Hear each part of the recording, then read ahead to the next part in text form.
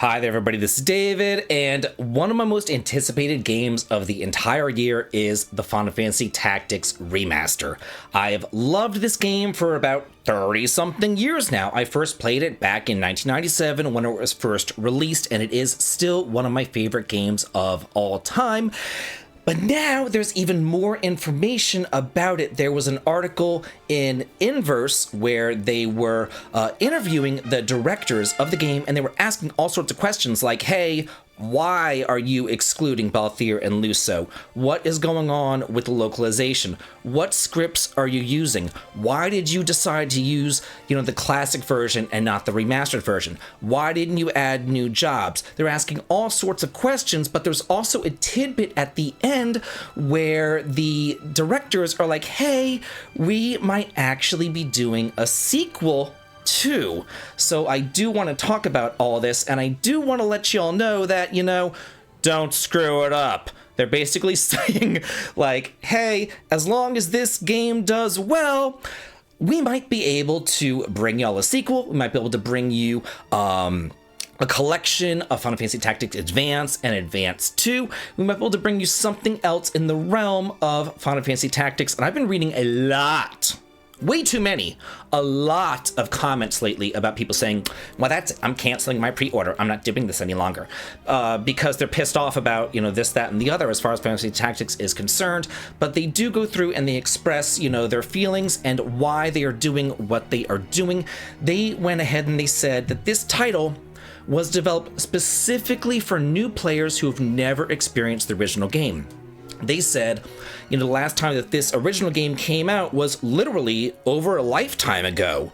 It came out in 1997. There are some people who never got to experience it, at least, on the original hardware. They just weren't old enough. They were born afterwards or whatever. So they wanted to reintroduce this original game to the new audience right now. But they did want to put in some little tidbits for players, for legacy players, I suppose. They say the enhanced version in particular has improved what was great about the original even further through revamped controls and UI, as well as added voiceovers that enhance the immersion into the story.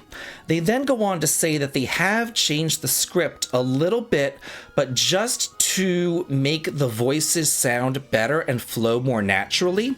Because whenever you're reading a dialogue and you're reading a script, it might not sound, all that normal if you're talking it, like, if you're saying it rather than, reading it, it just sounds different. So they had to make some little changes here and there just for that to make it sound and flow more naturally.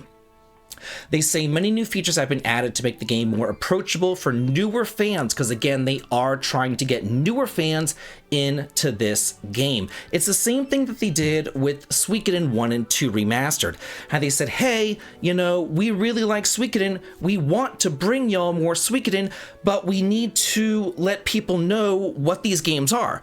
So they went ahead and they redid Suikoden 1 and 2, and, now they're going to be bringing us Suikoden Starleap. And if that does well, they're going to bring us more and more Suikoden. So Square is doing the same thing over here, but with Final Fantasy Tactics.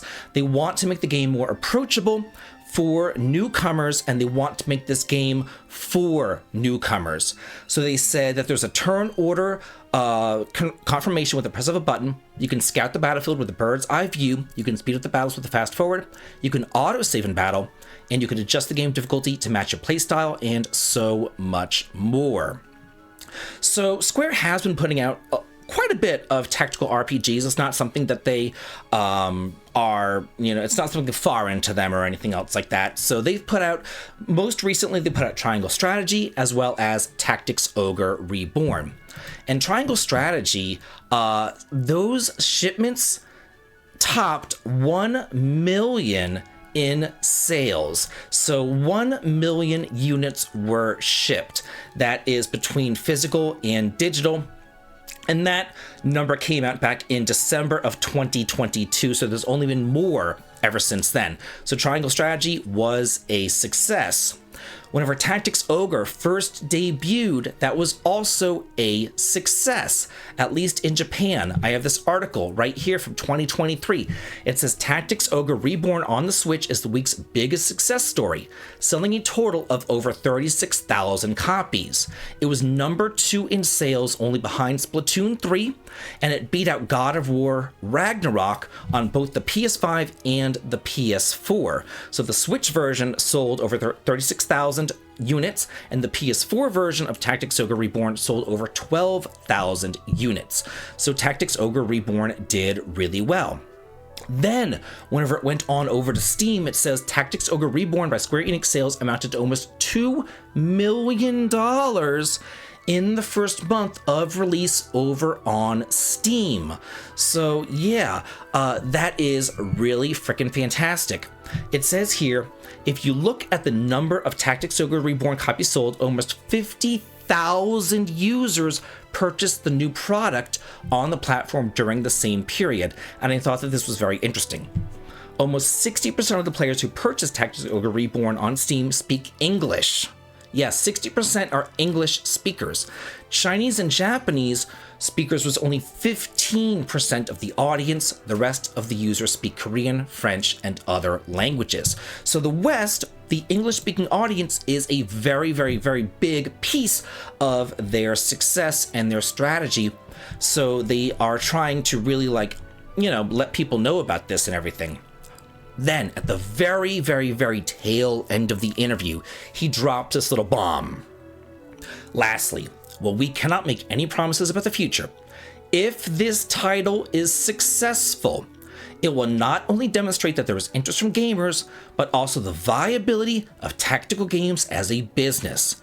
Such success will surely pave the way for the releases of new tactical titles that follow the Ivalice Chronicles.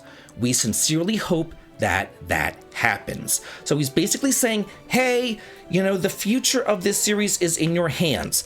This is the first time that Square Enix has even looked Final Fantasy Tactics, has even looked their way in over 15-something years. And for people to be like, oh, I don't want it any longer. That's just shitting all over it and saying, okay, well then Final Fantasy Tactics is going to be dead, By doing that, you're killing this off. You might love it. You might love this game just like I do, but ultimately you're going to be shooting yourself in the foot. You're kind of cutting off your nose to spite your face by doing this, by saying, I'm not going to buy it, and then wondering, where's Final Fantasy Tactics 2? Where's my sequel? Well, if you don't buy the first one, you're not getting the sequel. This is a business. They're running a business. This is how it works. So if we want this sequel to come, we need to support Final Fantasy Tactics. I know, for one, I have purchased the collector's edition, and I have purchased the copy over on Amazon as well for that poster. So I'm doing my part. I'm doing my part to support this because I love this game. I love it. I have loved it for 30-something years now, and I want to see it succeed. I want to see this successful. I want to see Final Fantasy Tactics 2. I want to see a collection of Advance and Advance 2. I want to see what else they have in store for us. And by not buying it and not supporting it, we're not going to be able to see that. So I want to do, my best. I want to do whatever I can to help support that and to get more games into the hands of gamers. I'm always on the side of gamers. So now I want to hear from y'all. What do you think about this? What do you think is going to be happening? Let me know in the comments. And as always, have a good day.